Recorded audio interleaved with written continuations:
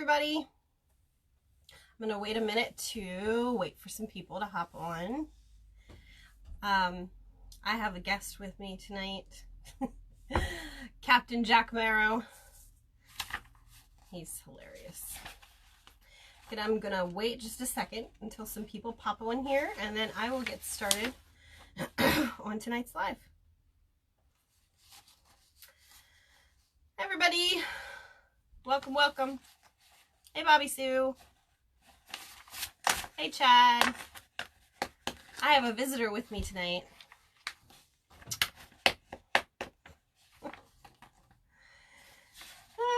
I'm just waiting for some people to pop on, and then I'll get started. Oh, thank you, Bobby Sue. Feel free to share.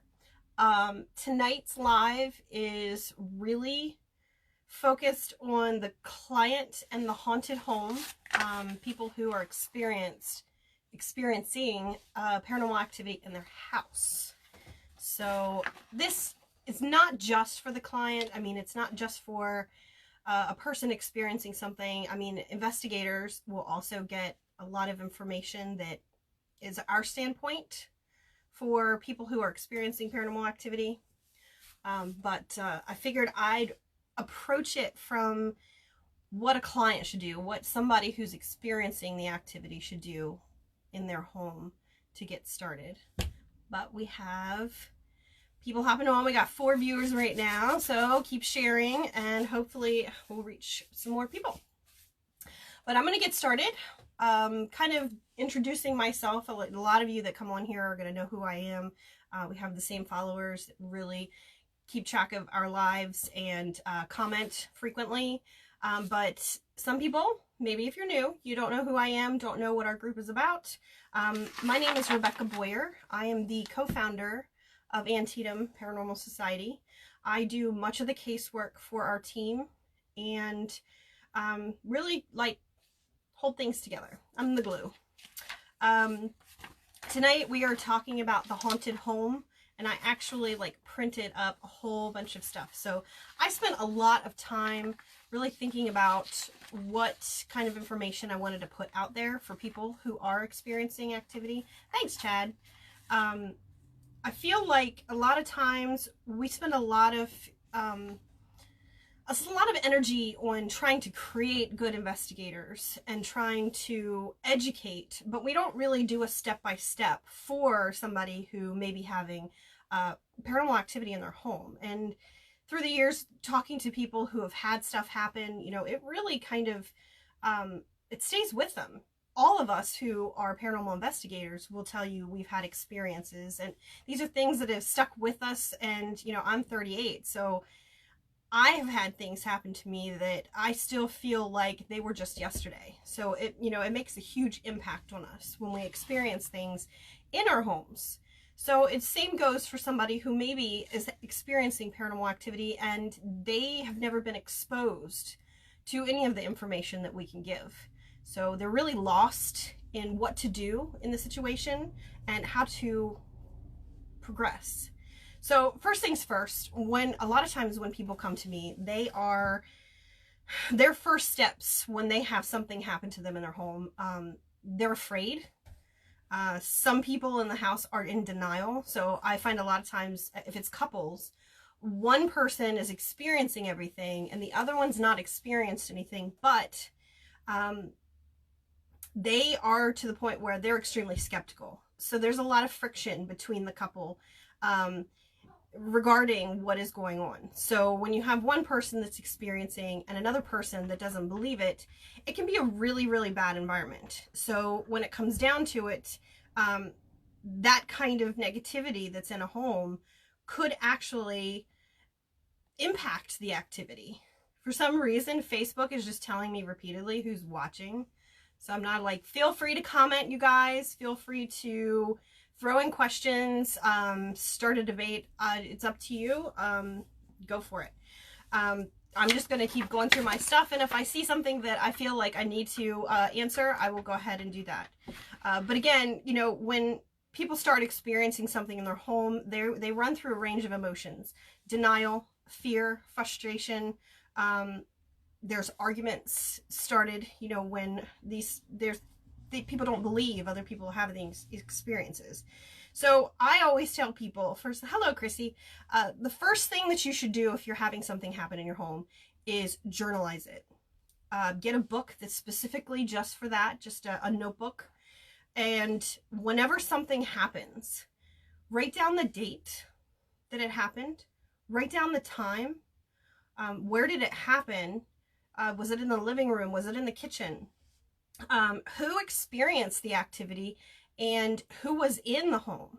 So it's not just important to know that, you know, I was in the kitchen when it happened, but it might be important to note that a specific person was home when it happened. So note where everybody was during the event, and then do a detailed account of what happened and what you experienced. And also get other people's information, like what does everybody else say about what happened. And you don't have to do this in a notebook. You could actually, you know, create a document in a computer. You know, we are all very technologically advanced now, so just open up a Word and start saving these as, like, you know, a digital diary of what's going on. So journalize it.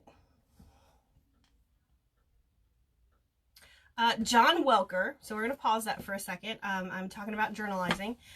He's asking what I think about having a skeptic on an investigation. I really think that question, I need more clarity of what kind of skeptic. Now, I'm a skeptic. I'm a believer, but I'm also a skeptic on the most things that people experience are not, in fact, paranormal. So having someone that is very skeptical and really looks at the logical and mechanic side. Hey, Rose. Oh, this is Captain Jack Marrow. He's wearing I don't know what this is. It's from a costume my daughter had, but he's also wearing a onesie. He's in a panda onesie. Anyway, so having a skeptic on an investigation really helps with finding actual recreations, debunking, and, you know, conclusions that maybe aren't actually paranormal. But on the flip side of that, you know, some skeptics are so skeptical that they're at the opposite end of the spectrum where they don't believe anything. Even if you get something that really could be paranormal, they are always trying to fit some sort of logical reason to it when you've exhausted all those.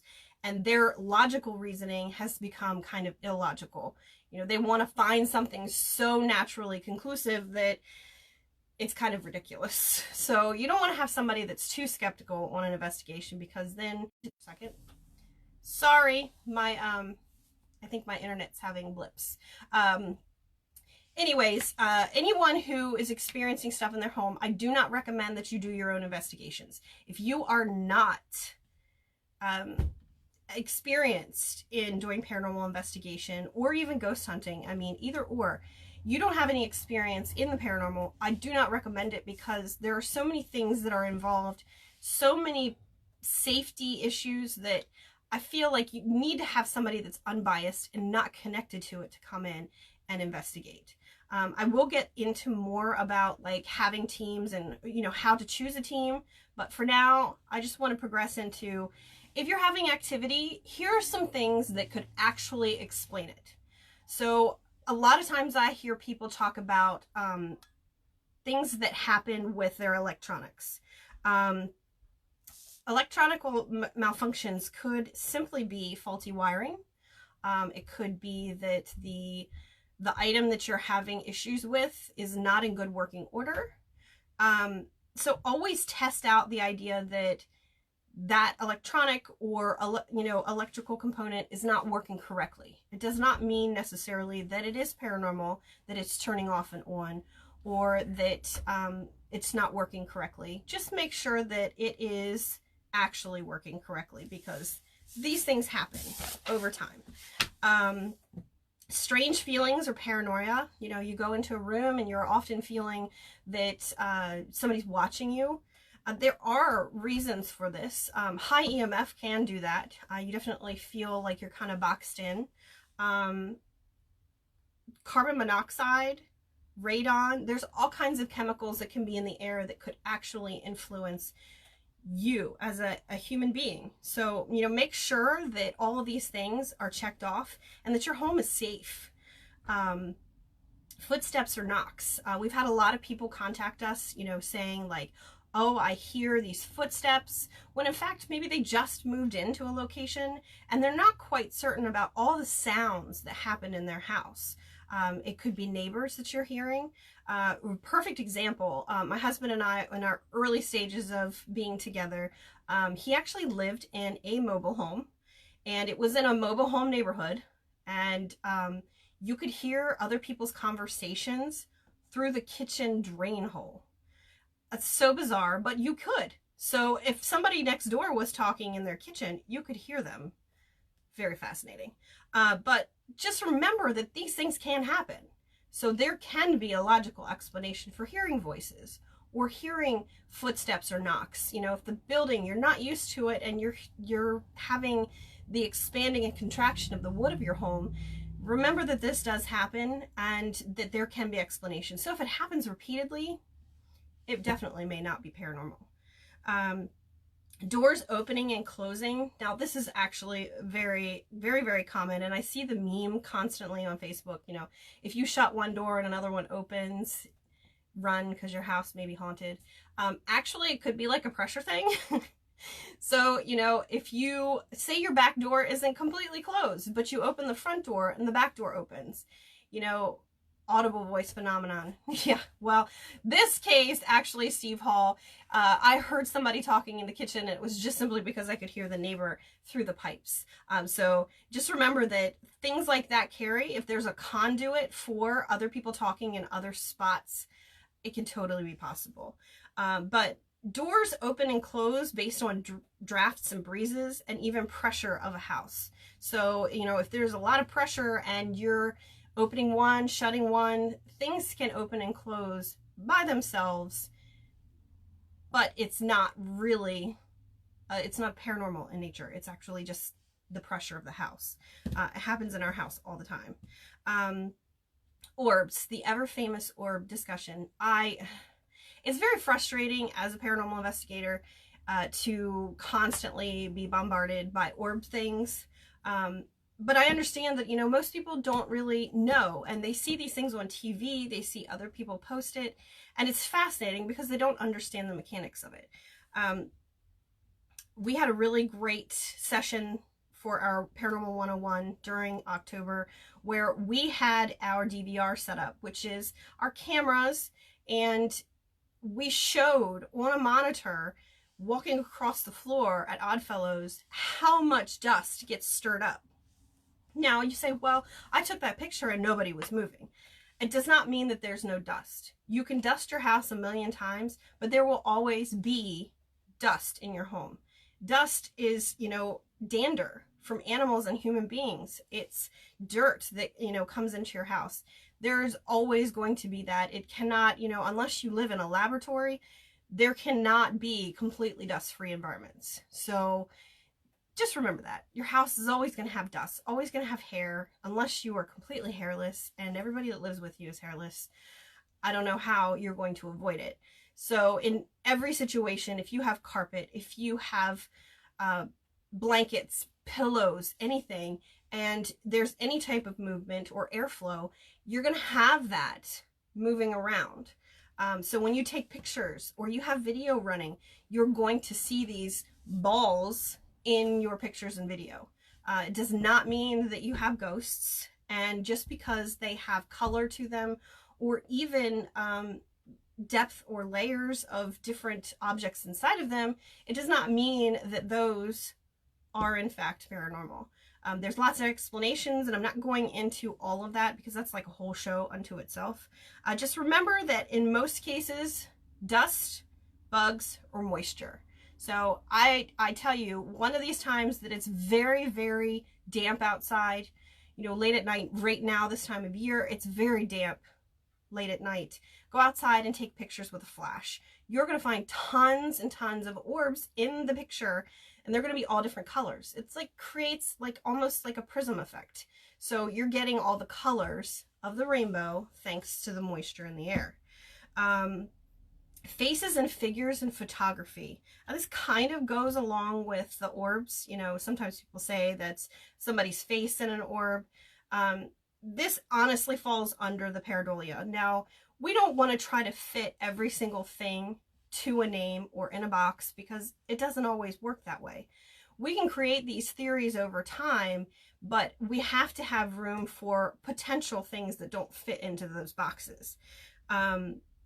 But just remember, when you're taking pictures, your mind is trying to find some sort of organization to the chaos. So pareidolia, that is just you trying to find some sort of organization in things that you're getting. And also remember everything that's around you when you take a picture. Flashes are probably the worst culprits. Slow shutter speed. Slow shutter, just real quick cap, because I have this great meme that, you know, honestly people share all the time. When you take a picture, your camera has a shutter that opens and it allows light to come in.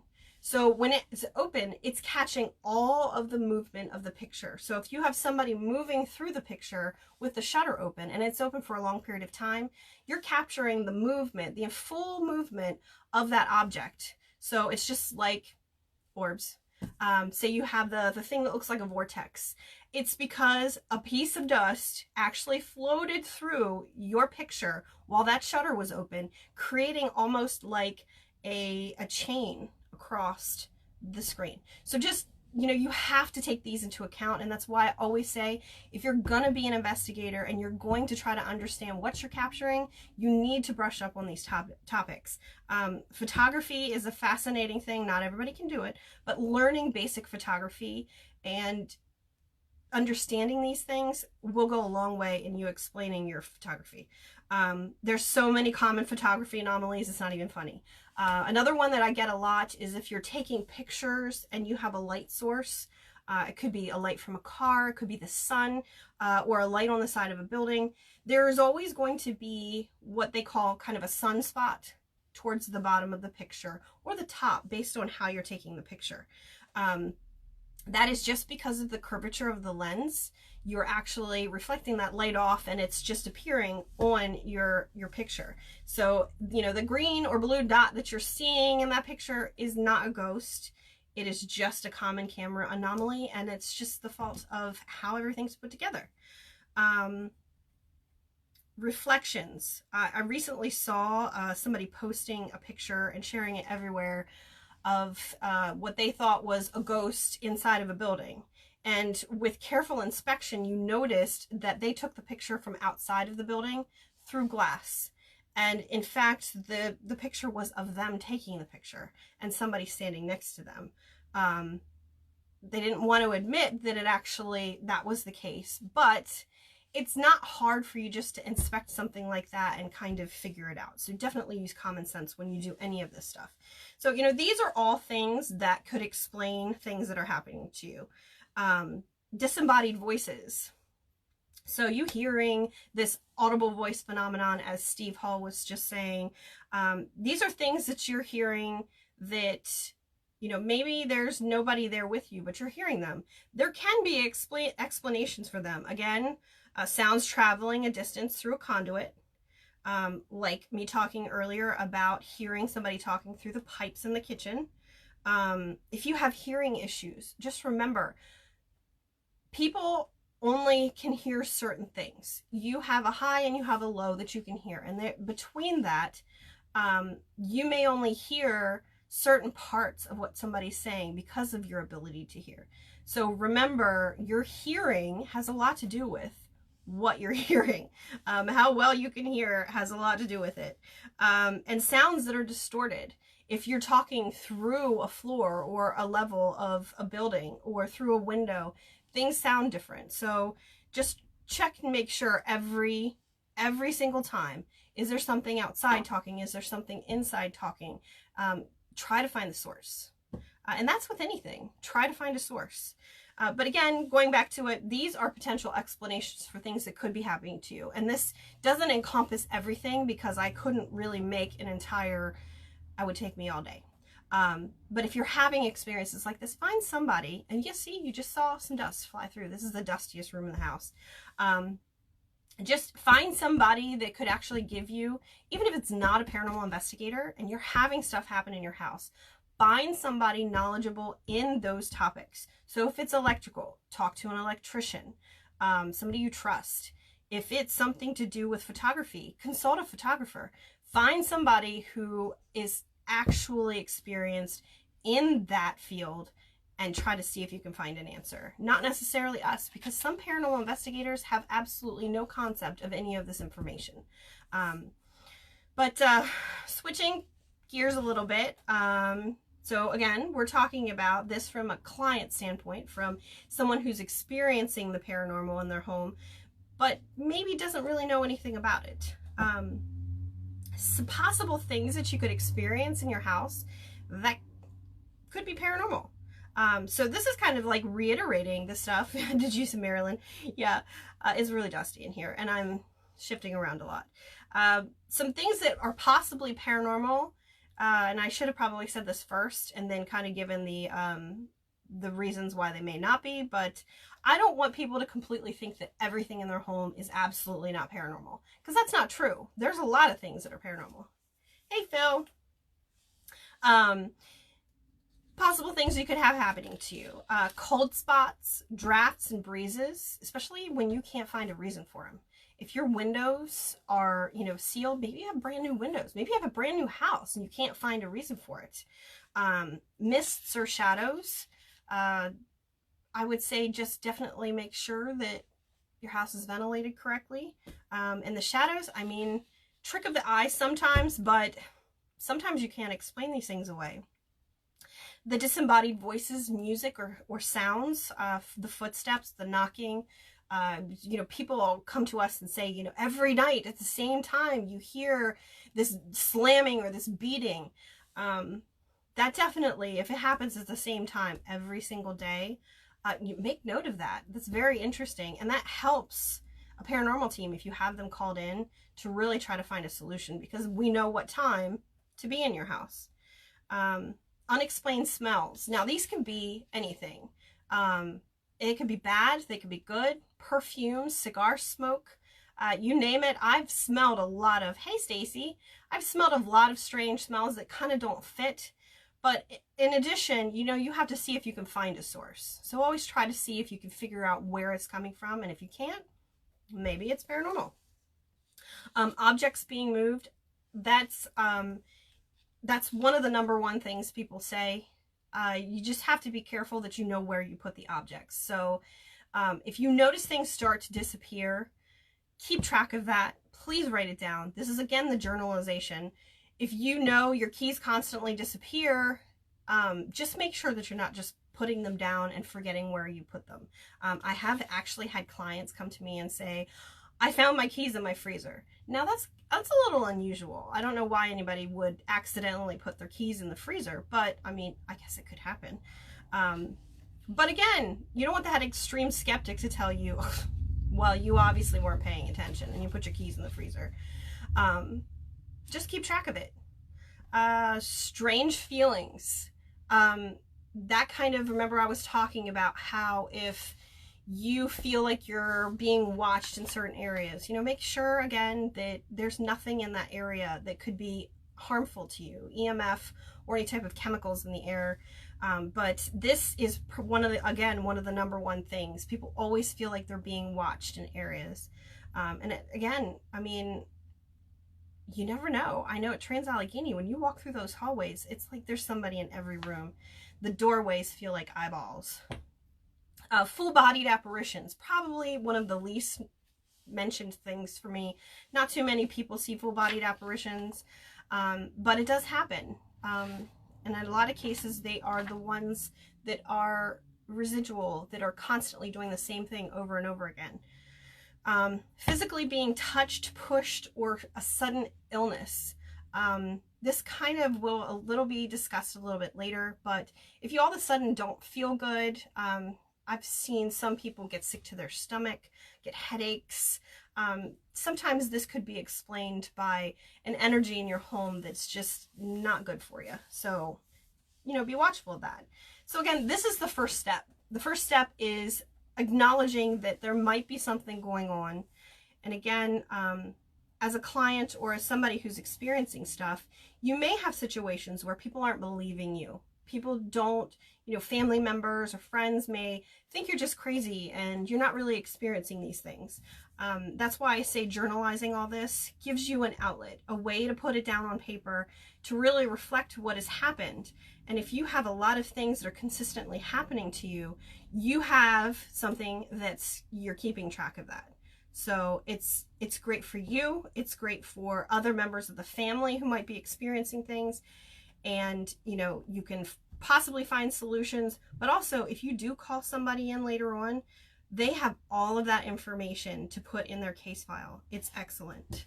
But for me, as a paranormal investigator, my first question is, and these are things that a paranormal investigator really can't ask, honestly. We can ask the questions, but we can't do anything about it. We walk a very tightrope with this. There are many, many cases, especially in today's society, that there are mental health issues. There's illness and substance abuse. So we have to be careful that these people are actually seeking help for these issues before they really try to label this stuff as paranormal. There was a recent topic brought up on Facebook. There was a gentleman who actually tried to give an exorcism to his son, and he ended up killing him. Now, because of how many times it's sensationalized that there are demonic entities and demonic possession and demonic cults, that people think, immediately if there's a ghost, that it's demonic, and it's not. And probably 99.9% of the times, it is just a simple haunt, or there could be an explanation for it. So we as investigators have to be careful of how we approach this. So always, always make sure, number one, that you are focusing on things that you can work on with medical providers, counselors. That should always be the first approach. If you're having something happen in your home, always try to get yourself on the right track first before you call anyone else in, and find logical explanations. So the second stage of having paranormal stuff happen in your home, people get angry. They get angry that there's something in there. Where did it come from? How did this happen? And this may even be the point that they've accepted there's something in their home. There's still that fear, and maybe even a next level of fear and a loss of control, because there's something in their house that they absolutely do not know what to do about it. Yes, I still have dust. No, I don't have a ghost in here. I can usually tell when, I think his name is John, is in here. Anyways, off track. These are all the emotions that are completely normal. At this step, this is usually the step that people start deciding that they want to have a paranormal team come in. And this could be across the board, anybody, even if they're having issues, marital issues or things like that. At this point, they want to have somebody in there trying to make them more comfortable and understand what they're experiencing. So if you are having these problems and you want somebody to understand, you don't necessarily have to have them come in and investigate your house. You could simply just have a conversation with a paranormal investigator. You could have a conversation with somebody who just understands these things. I definitely don't, as an investigator, I don't feel that every case requires an investigation. And anyone who assumes that they immediately now need to come and investigate your house is absolutely incorrect, because it's not. It really depends on what your goals are. But again, I'm going to reiterate, if you're having things happen in your home, try to consult with professionals that correlate with the circumstances. So photography, electricians, plumbers, anything that you can find to find a normal explanation for it that may not be paranormal. Next step. Okay, they say, well, I want a paranormal team to come in. I can't find any solutions. The plumber's been here, the electrician's been here. I've talked to my photographer friend. I can't find a solution for this. So the next step is to call in the paraprofessionals. So how do you choose the right team? Now, up front, I'm going to tell you, no matter who you are, meet with a team outside of your home first. Do an interview on the phone and in person. You want to know, are these, do they present themselves okay? Do they have, well, first, before you even contact them, do they have a website? Review their website. Do they provide past investigations? What kind of information do they put out there for them? I know in our case, we put out certain investigations that we've done lengthy investigations for. So several investigations, we'll put out case reports so that they can see, what we gather and our conclusions. So they can kind of see what we do and how devoted we are to this actual topic. Going forward, you say, do they have protocols for their investigation and their members? I would say that in any situation, you have, this is kind of like a business. I mean, you may not charge and you may not be getting paid for it or paying your members to be part of the team, but you need to approach being an investigator or an investigation team like a professional. You need to have rules, you need to have regulations and guidelines for what you expect out of your team. Create protocols for your investigation. And when you look out there and try to find a team, you want to see that they have some sort of organization and plan for anything across the board. Now, there's always times that we have to adjust it, but they should already have an idea of what they expect to do when they do an investigation.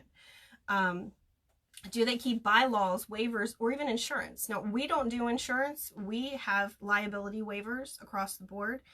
We've never had any problems with any of our investigations, and we vet what cases we take on. So we don't take every case that comes to us, unfortunately. So make sure that they have rules, they have regulations, and not just for their members. I feel like there should be expectations that are given out to a client or somebody that's approaching them about the paranormal. You can't just, freely do whatever. Do they keep investigations confidential? Now, this is one of the things that's come up a lot recently. I don't care who you are. If you are having a private residence investigation, your case should not be publicized in any way.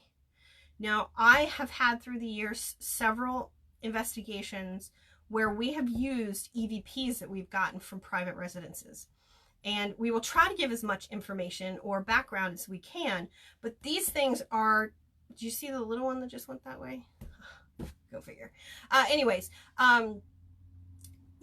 it's very important sometimes to have this stuff to share publicly so that other paranormal groups can see the things that you got and how you got it. It's not completely a rule because we have not shared. I mean, we've done tons of private residences and we've probably only shared from 2 of them. So, just make sure that if you're going to have a team come in, they're keeping everything. I saw that piece of dust fly down, just so you know. All these people are going to watch this later are going to be like, oh my God, she's got ghosts in her room. Trust me, it's just dusty in here. Make sure that your case is confidential. They're not sharing your address. They're not sharing your name. I do believe when we say we're helping somebody, we always say what town we might be in. And if you even reach the point where you say, well, I want them to come in, but I don't want anybody to know they're there. Make sure that they don't have decals all over their cars. Make sure that they don't have decals all over their shirts. Ask them to wear something that is not labeled.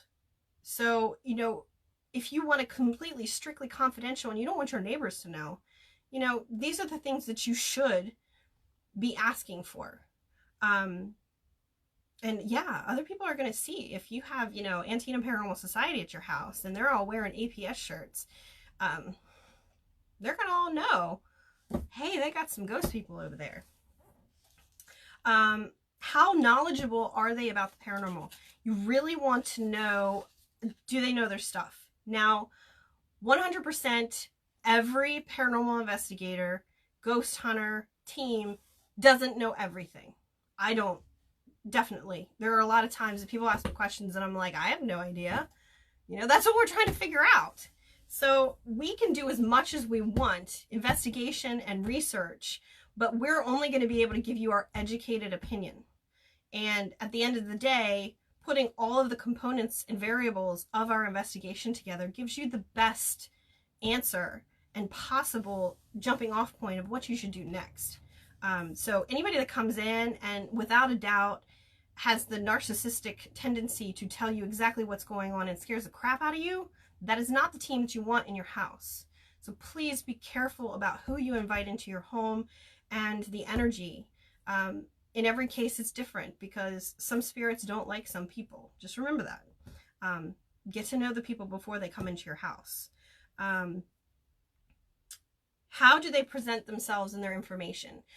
Remember that there are teams out there that have people in it that they don't vet who they have join their team. We do background checks on all of our members. We do not accept anyone that has had any theft or felony charges.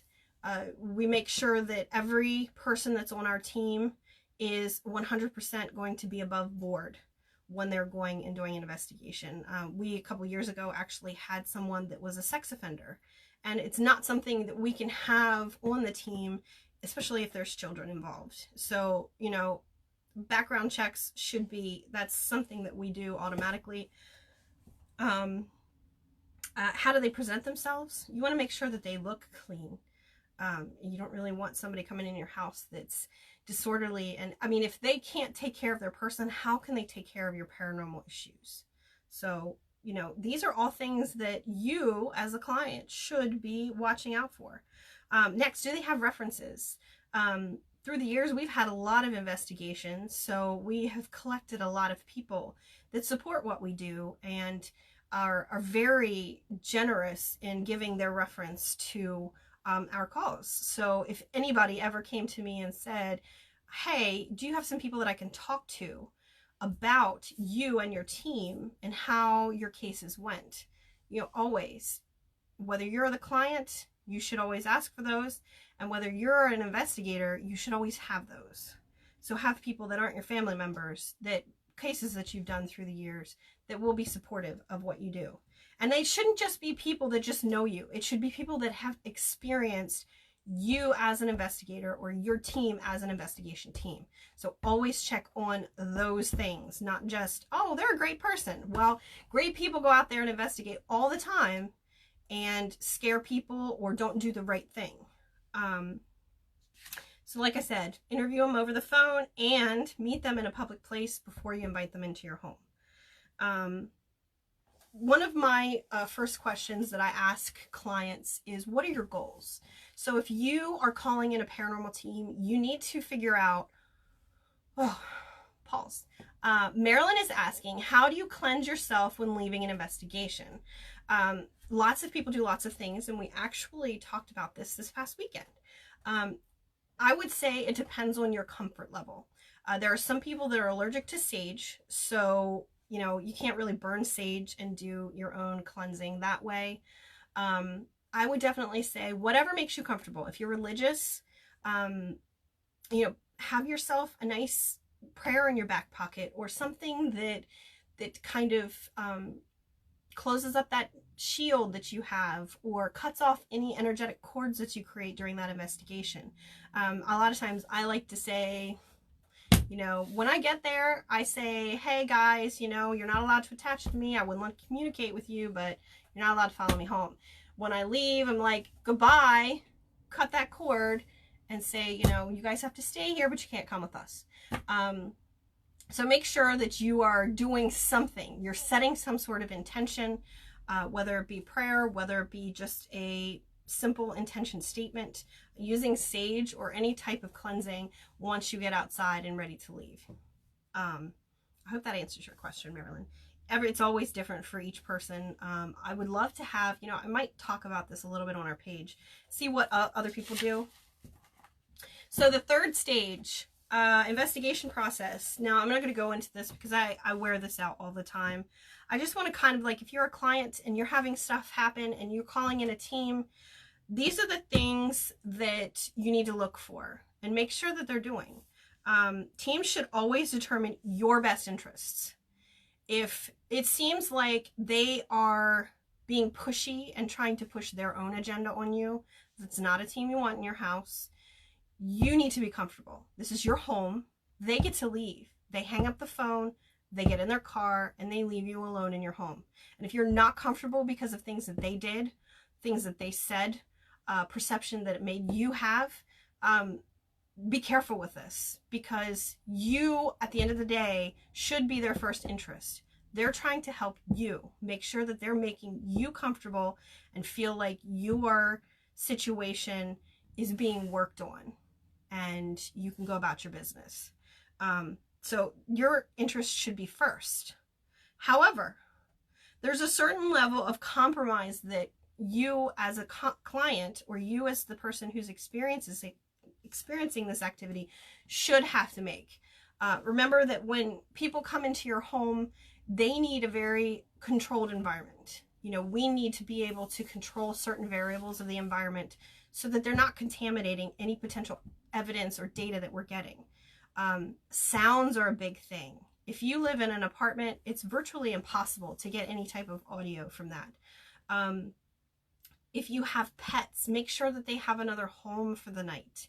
If you have children, it's not really safe to be doing this kind of stuff because it does ramp up activity. Make sure that you're finding a safe place for everybody. I always say that a client should have one representative of the location at home. This isn't just because, you know, they should be able to see what you're doing and making sure that you are, you know, having your best interests. This makes sure that if something happens, you're there. Safety is a huge thing, and if these people are investigating your home and something happens, it's always nice to have the client right there and able to jump in. In our case, we like to have a client, but they're usually on what we call command center or base command. So they're not actively involved in the investigation, but they are there and able to help if necessary. Teams should create a plan and keep you involved. So when I personally do a case, the first step is an interview, whether it be questions emailed, phone conversation, or even in-person interview. That's the first step because it kind of really creates a plan for me in my head. Doing historical research. I do research to find out if you're really the owner of the home. So I do background on the homeowners, honestly, right up front. I don't want to take my team or myself in a situation that's actually bad for us. So just know that in my case, I'm probably going to know some stuff about you and your home before I actually come in. I do a walkthrough before we do the investigation in most cases. We like to know where we're setting up and have a plan before we get there, because you never know the kinds of things that could happen the night that you arrive at someone's location. So just remember, these are the things that you may have to look for. Interviews, historical research, walkthroughs. Our cases, when we do them, have significant deed research. As long as you're in Maryland, we can give you deed research back as far as your property was actually, your home was actually built. So the walkthrough, we're going to give you safety measures. We're going to give you information as to possible causes. Even then, we're going to do a plan. So, you know, we're going to tell you this plan, what time we're showing up. And when we get there, we're going to give you a walkthrough of what we're going to do. We're going to investigate, which again, I'm not going to go through that whole thing. That's like another whole topic. After we investigate, we're going to analyze everything that we've gotten. We're going to put it all together, and we're going to look at everything, and we're going to create a conclusion. So the next step is to come to you with a conclusion. So you really, as a client, as a person that experiences activity, try to be present for everything and try to make sure that, you know, you're keeping up your end of that. Because if we're doing all of this extensive work, we want to make sure that you are compromising with us and that you are actually there and available. I mean, I've had cases where I've tried to do the conclusion repeatedly and the client just doesn't respond to me. And there's only so many times that professionals can approach a subject before you can't pursue it anymore. So, you know, you want to make sure that it's started and finished all in a very good amount of time, especially if you really are having issues. So also remember that just because you come in and investigate does not mean that you're going to get anything. So it could be a rinse and repeat situation. you know, well, we're going to put all this information in a file and we're going to do this again. It can happen. I've done some cases 3 times in a row. So just know that once isn't always one and done. As a client, please make sure there's no drinking, drugs, loud activity, or extra guests. We don't want to come to a party of your entire neighborhood thinking this is Ghost Adventures for a night. It's just not cool. Really not cool. All right, I just got to shift in my seat a little bit. Anyways, moving on. So that's the 3rd stage, the investigation stage. 4th stage, answers. This case, you know, through the years, many pioneers of the paranormal field have created theories and basically boxes that we could put paranormal activity in. So things could be the activity happening in your home could be spirits of the dead, somebody that was living at one time and has passed away. It could be a traumatic experience. It could be relatives. This could be because of the location. You know, they could be coming back for a reason because the location is prevalent to them. It could be objects that they're attached to in your home. If you went and got a new piece of furniture, it could be something attached to it. And just because you have a brand new house does not mean that you will not have paranormal activity. Everything that you own, if it's used or even not used, things could attach themselves to it. I know that might scare some people, but just remember, you know, if you start having activity after you went and bought a brand new, new to you, antique piece of furniture, it could be your furniture. So remember, though, that these spirits of the dead could be intelligent or it could be residual. Now, intelligent spirits are ones that actually, they respond to your communication. So they're going to respond to what you're doing. They could respond to you asking questions. And again, I say, if you are not a experienced paranormal investigator or ghost hunter, I don't recommend you doing your own stuff in your own home. It's dangerous. You don't get to leave there. At least if somebody comes in that's unbiased, they can leave, and you know, you're not getting yourself involved with these spirits in your home. I know you're already involved because you live there, but I'm just saying, if you don't create that dialogue with them, and you know, you're not actually acknowledging they're there, it may be helpful. In some cases it's not. It just depends on the situation. So your best bet is to just set boundaries and work from there. But a residual haunt is something that happens usually repetitiously. So it's something that maybe the same time, a day, same time of year, it happens over and over again, and it's always the same situation. So remember back to the 1st stage, I said journalize. This could really, when you're journalizing stuff, maybe the journal, you only hit it once a year. That could explain your activity. And these things, while annoying, are not going to harm you in any way. Residual won't. Moving on to poltergeists. So if you have a home and you have stuff happening, it could be somebody in the home.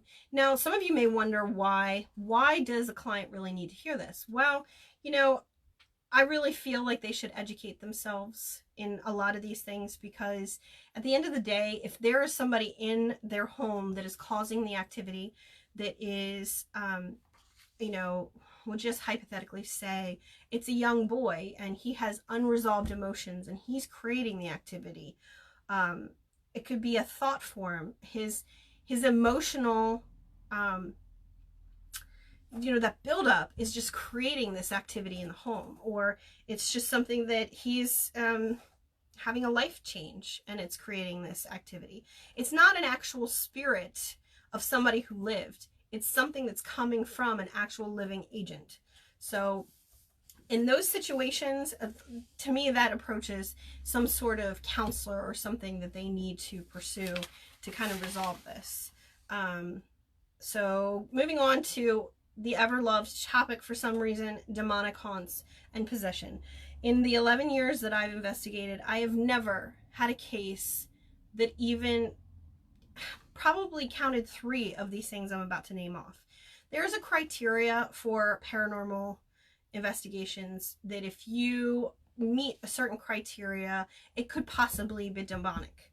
So in this cases, you know, like approaching the paranormal ministries or things like that, they want to see these certain things noted and actually captured and documented. So unless these things actually happen, I don't understand why teams go in and scare people by telling them that they've got an evil demonic entity. Evil, by definition, would be more of demonic. So let's leave evil out of the equation. And if they have a negative spirit, let's just call it that.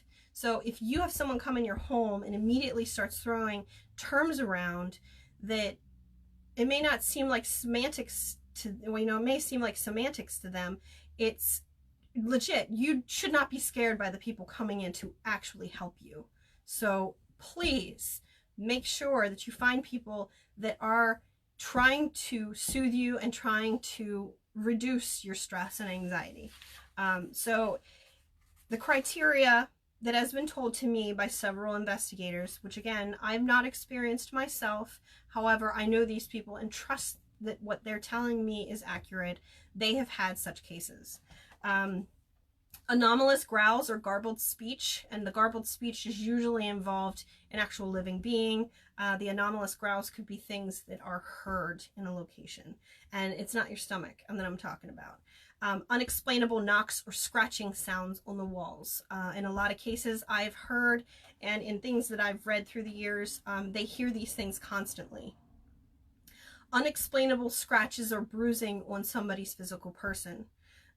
Objects thrown or projected, physically pushed or harmed by unseen forces, putrid smells and sulfuric or rotten, religious artifacts are missing or moved, things happen in threes, clocks stop or move backwards, change in behavior or abrupt onset of illness, negative thoughts, depression or suicidal thoughts.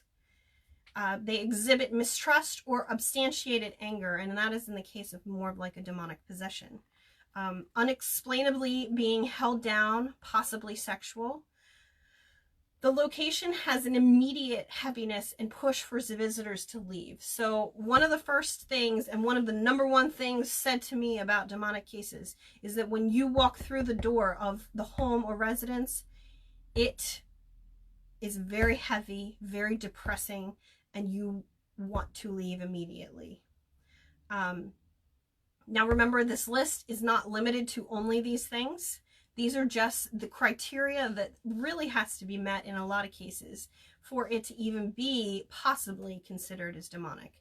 And again, I've seen a lot of people these days throwing the demonic term out there, throwing the evil term out there, and it is not the case. Please do not let teams scare you like that. You live in this home, it's inappropriate.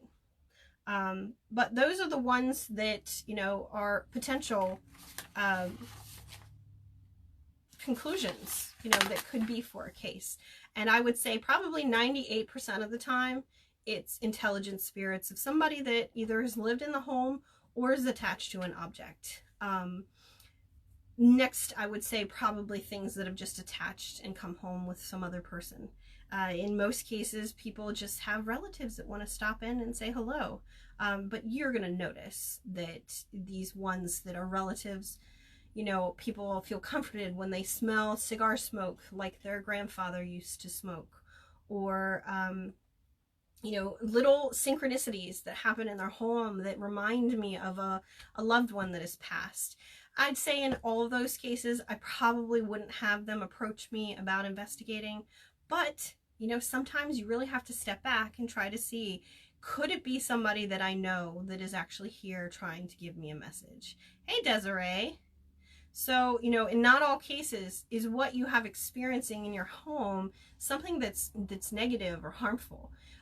It may be new and something you've never experienced before, but I feel like in a lot of cases, it just expands your awareness, and you really pay attention to what's happening around you, because it could just be a relative that's coming to visit. So again, with the making sure that you write down and journalize everything that happens to you. So when we finish up a case, and in your instance, if you're, you know, experiencing stuff, we come in, we investigate, say we got a couple EVPs. maybe we had some experiences that we couldn't explain. The next step for us would be, you know, let's see what your goal was when we first started this case. And now that you know, maybe we validated the things that you've had happen to you, or maybe we haven't. You know, what's the next step?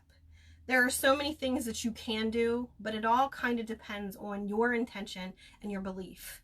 I know if you don't believe in something that's going to be helpful to you, then it's not going to be helpful. So if you have someone come in and do a cleansing, but you don't really believe in cleansings, you don't really believe that saging or setting intentions like this could actually help you, it's not going to help you. So you really have to do some soul searching. If you want these things gone from your home, you have to help find the best solution for you. What do you want done in your home, and how best do you think? So make sure that they're giving you plenty of options. In the case of something demonic, now you would really honestly have to approach that on the Catholic scale and make sure that you're going that route. That's not something just anybody can or should do. That is something for a religious affiliation to be made and dealt with. Blessings. Now, anybody who has religious beliefs could really do a blessing of a house, but I recommend finding somebody that you trust. And definitely if it's your pastor or preacher, somebody that you trust to come in and just bless your house and attempt to move anything on in their way.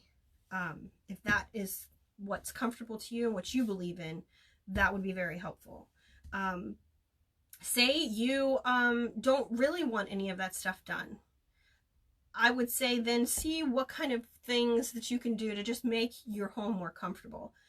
You don't want to do cleansings. You don't want to do blessings. Faith in the method of cleansing. Exactly, Rose. Definitely. You don't want any of these more belief-driven, invasive things done in your home.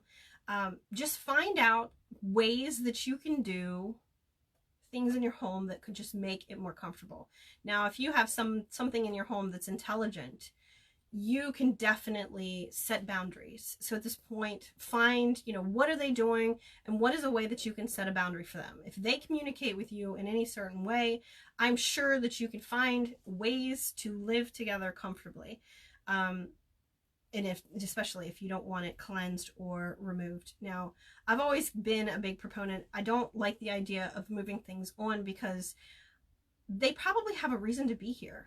You know, if you can't find the reason for them being here and help them, they're probably not just going to go away. It's just not going to happen.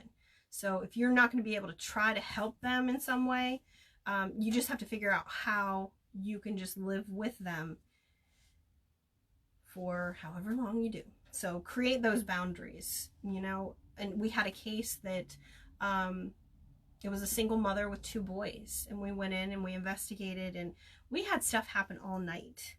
So we pretty much told what was there. Look, you are welcome to do anything that you want when they're not here. But when they're here, you leave them alone so that they're comfortable. And she honestly hadn't had anything happen after that. So, you know, setting those boundaries, even if you don't do it, somebody should be able to do that for you. I actually think that's it. Anybody out there who is experiencing paranormal activity and, you know, just needs somebody to talk to, maybe you don't want an investigation, you're welcome to message Antietam Paranormal Society, because I definitely feel that it's not required in every case. And if you just, you know, you just want to vent about it, 100%, that's what we're here for. If you have any questions about what I talked about tonight, feel free to message me or even comment in the comment section. I think I've talked the subject to death, and I'm sure there's probably lots of things that I didn't interject that I would have loved to have said, but I didn't, and I'm not going to. So I think next week I'm going to approach this from the investigator standpoint a little bit, and I'm not 100% sure. So just let me know. If you have any topic ideas or suggestions, feel free to put it in the comment section or send me a message. I try to bring common sense to the paranormal. You know, it doesn't always work, but I don't know what's up with Facebook Live, but it literally just keeps telling me the same people are watching over and over and over again. You're welcome, Bobby Sue. And I hope this helped somebody, because not all of us are willing to talk to other people about this. You know, it's just, they don't want to draw attention to themselves. They don't want to talk about it in that kind of way. So I hope it helps to those people who just don't have a voice to actually discuss it with other people.